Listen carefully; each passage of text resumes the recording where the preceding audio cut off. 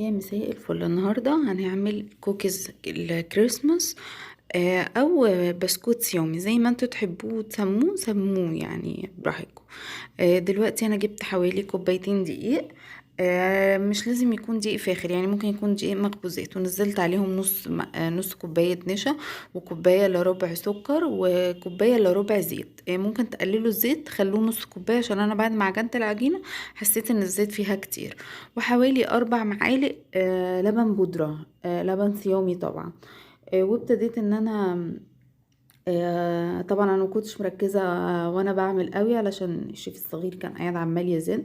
ممكن تحطوا المكونات الجافه كلها، وبعد كده تحطوا المكونات السايله. بعد كده حطينا رشه فانيليا ونص معلقه بيكنج باودر. وابتديت ان انا الم العجينه كده، واحاول ان اشرب المكونات بتاعتي كلها بالزيت. لما نيجي نعجن البسكوت بالزيت، يعني نعجنه كده بطراطيف صوابعنا مش بايدينا كلها. عشان احنا مش عايزينه مش عايزين ندخل فيه هوا كتير، ومش عايزينه يتعجن كتير، علشان ما يقلبش زي ما احنا قلنا كذا مرة، ما يقلبش مننا قراقيش. وابتديت بعد كده بقى ان انا ازود المية بتاعتي. آم، ممكن نزود، انا حطيت حوالي 5 معالق مية، 5 معالق كبار مية. ممكن انتوا العجينة بتاعتكم الدقيق بتاعكم يكون نوع كويس، تلم العجينة على طول بعد 3 معالق. هنلم العجينة زي ما انتوا شايفين كده. انا الدقيق بتاعي كان محتاج مية كتير. هنلم العجينة كده زي ما انتوا شايفين، وهنريحها حوالي ربع ساعة في التلاجة. لازم ترتاح كده من ايدينا، علشان العجينة ما تتفرولش مننا ونعرف نفردها. وبعد كده هنجيب ورق زبدة، ممكن استرتش. لو ما عندكيش ولا ورق زبدة ولا استرتش، ممكن الاكياس بتاعة المطبخ اللي انت بتخزني فيها الاكل عادي خالص. احنا بس عايزين نحطه ما بين طبقتين، بحيث ان هو ما يلزقش. وابتدي ان انت تفردي العجينة بتاعتك كده. وابتدي بقى شكليها الاشكال اللي عندك. انا كان عندي شجرة، وكان عندي قلب، وكان عندي شوية اشكال كده. ابتدينا ايه نشكل معانا. اول حاجة انا عملتها هنا، خلوا بالكوا علشان انا غلطت. كنت مرفعة عجينة البسكوت، كنت مرفعاها قوي، فاضطر ان الاشكال تتقطع مني او ما تطلعش كويسة. لازم هوريها لكم بعد كده، لما ابتديت ان انا اشيل الزوايد واطلعها وارص في الصينيه، واعجن الزياده تاني، وباقي العجينه، الحته اللي كانت باقيه اعجنها تاني. هتشوفوها دلوقتي. ابتديت ان انا اتخنها، اعملوها حوالي 1.5 سنتي، او ان هي تبقى طالعة قوي. بصوا دي كانت بتتفرول كده مني. تعملوها ان انتوا تخينة شوية، 1.5 سنتي، علشان تلاقوها سهلة معاكم في التطليع ده. زي ما قلت لكم ان انا حسيت ان انا حطيت الكوباية الا ربع كان كتير زيت. ممكن تكتفوا انتوا بنص كوباية. على فكرة طعمه يعني ما كانش وحش، وطلع طعمه حلو بكل حاجة يعني. بس تقدروا تخففوه انتوا لو حابين، يعني لو حابين تعملوا المقادير دي هيطلع معاكم، ما تقلقوش، هتطلع معاكم النتيجة كويسة.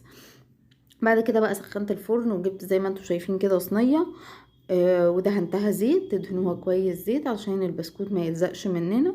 وهو بياخد في الفرن حوالي ربع ساعة او تلت ساعة بالكتير قوي، لو الفرن بتاعك لو الفرن بتاعك كويس. وشكلي بقى واعملي كل الاشكال اللي انت عايزاها. ما عندكيش القطاعات ديت وحسها غالية، مع انها مش غالية خالص على فكرة. بسيطة خالص. ممكن تشكليها بسكينة، ممكن تشكليها بشوكة. في كذا فكرة يعني للأشكال. ده بقى انا لما عجنت باقي العجينة، جبنا بقى شكل الجرس وشكل النجمة وشكل القلب. شايفين العجينة بوريها لكم كده، اللي هي تبقى سمكها تخين، عشان انا الاولانيين كنت عاملاهم رفيعين. وابتدينا بقى يعني كل العجينة دي على فكرة احنا بنلمها ونشتغل بيها من الاول تاني، ما بنرميش حاجة طبعا. دي كانت باقي العجينة بتاعتي بقى، وباقي العجينة اللي احنا اشتغلناها. باقي الزيادات اللي كانت طالعة من الاولى دي، كانت اول صينية عملوا حوالي معايا 3 صواني يعني. بس طبعا كان في، يعني حاولوا انتوا بتحطوا كمان ما تلزقوش في بعض، عشان ما يطلعوش لازقين في بعض ولا حاجة.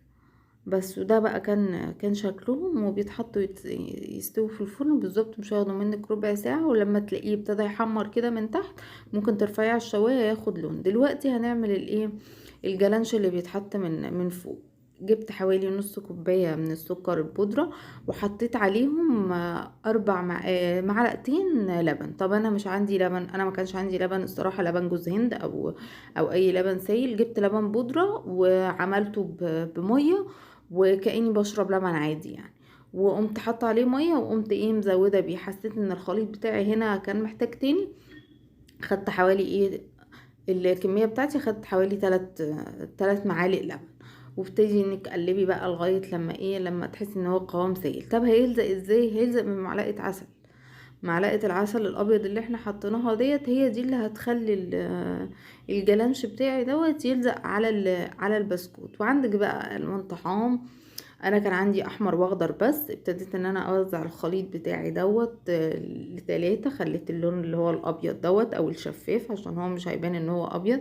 وبعد كده قمت حاطه نقطتين ولا حاجه من اللون الاخضر، وكان عندي كمان لون احمر، وابتديت ان انا اقلبه. وكان عندي لون احمر، حطيت برضو اللون الاحمر حوالي نقطتين او 3 نقط. وابتديت ان انا اقلب فيهم كده زي ما انتوا شايفين. كان البسكوت بقى استوى واحمر من تحت، وخد الوش بتاعه الحلو من فوق. خلوا بالكم ان انتوا لو عملتوه، شايفين المغمقه ديت من تحت دي الرفيعه اللي انا قلت لكم عليها في اول الفيديو. واعملي بقى الاشكال براحتك. انا طبعا بقى عشان زي ما بقول لكم الشيف الصغير كان قاعد عمال يزن، فما صدقت الصراحه ان هو طلع. وابتديت ان انا اعمل يعني الاشكال حتى تلاقوها مش مظبوطه قوي، او ما كنتش عارفه اشكل قوي، ما كنتش مركزه قوي منه يعني. اعملوا بقى الاشكال بتاعتكم براحتكم، زينوها زي ما انتوا شايفين. حابين تجيبوا الوان تانية علشان يبقى عندكم الوان كتيره، براحتكم يعني. التزيين ده حاجه ذوقيا منكم يعني، وهتبقى حلوة قوي للاولاد يفصلوا بيها عن المذاكره وعن الامتحانات. هنعملها مع بعض. صدقوني ما خدش مني بالظبط كل عمايله ديت، واللي هو ارتاح في التلاجة ما خدش مني بالظبط ساعه. وده شكله بقى في الاخر. مش هقدر اقول لكم بجد طعمه تحفه جدا. هستناكم تجربوه. هستنى تعليقاتكم، وهستنى سبسكرايب. ما تنسوش تعملوا لايكات وتكتبوا كومنتات. وباي باي.